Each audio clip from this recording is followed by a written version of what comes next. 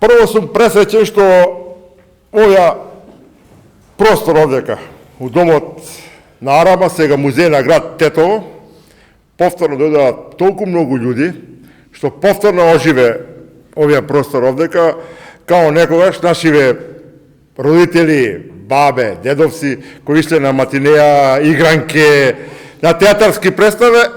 2022 година, 8 април, Апо и ја премиерно, откако ова стана музеј на град Тетово, ја отворивме, можем да слободно речем, театарската година за 2022 година и се надевам дека Апо и ја у овој простор нема да биде прва и последна представа.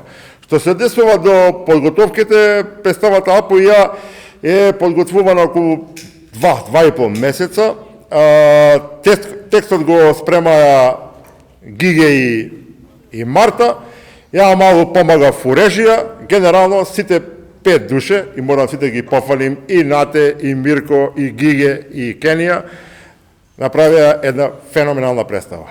Обична представа за двајца браќа од рурална средина, кај што на секоја нивна дешавка ја кажена пута 100, ја прераскажена. Како рибари, да, буквално како рибари. Така на еден симпатичен, хумористичен начин се обидовме, покушавме да направиме нешто интересно, публиката тоа да го прифати, да го задржиме вниманието на публиката и да ужива. Задржиме до тие елементи кај што режисерот Бачовски Игор ни ги зададе, ни кажа како треба да иде некоја линија да има, за да доживе кулминација на крајот.